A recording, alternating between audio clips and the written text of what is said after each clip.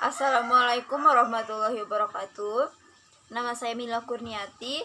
Saya akan membahas tentang permasalahan dan isu pendidikan di Indonesia. Adapun masalah yang pertama, ketersediaan dana pendidikan yang terbatas. Bagi kalangan yang mengalami ekonomi menengah ke bawah, mereka tentu akan lebih memilih bekerja sekadar memenuhi kebutuhan hidup sehari-hari yang semakin tinggi daripada harus meneruskan pendidikannya karena mengalami masalah ekonomi. Adapun masalah yang kedua, bahan belajar mengajar yang masih minimum. Terkadang tidak adanya perpustakaan atau bahan belajar gratis juga dapat menghambat proses pembelajaran murid. Bantuan seharusnya dialokasikan berupa perlengkapan belajar dan bahan ajar diberikan lebih banyak ke wilayah-wilayah yang minim bahan ajar. Masalah yang ketiga, sarana dan prasarana masih kurang memadai. Masalah pendidikan di Indonesia yang satu ini masih paling banyak dikeluhkan, baik oleh orang tua, guru, dan murid.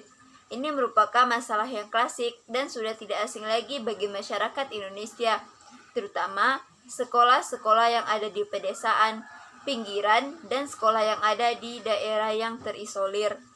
Masalah yang keempat, jumlah guru yang terampil masih terbatas.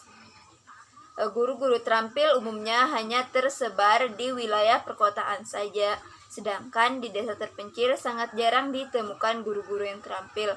Hal ini dikarenakan para guru di daerah pedesaan jarang sekali mengikuti pelatihan dan lain sebagainya. Masalah yang kelima, mahalnya biaya pendidikan. Meskipun pemerintah sudah menyiapkan program gratis, tetap saja ada bagian yang membayar dan program tersebut tidak merata sampai ke pelosok daerah. Adapun masalah yang keenam, dunia pendidikan dengan dunia kerja yang tidak sesuai. Banyaknya lulusan sekolah menengah serta perguruan tinggi yang kurang terampil dalam bidang teknologi serta industri.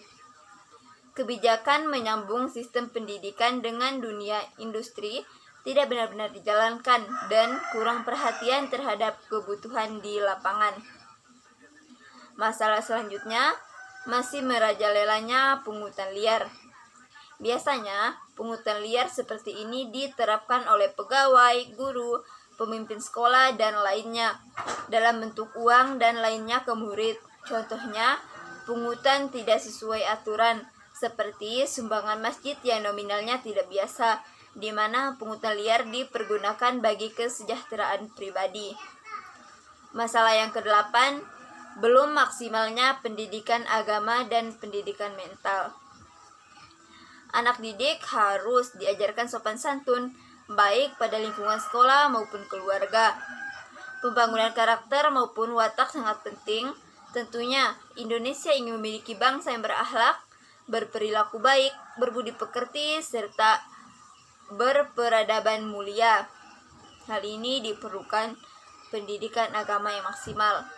Masalah yang 9, masalah pendidikan terhadap kelompok difabel.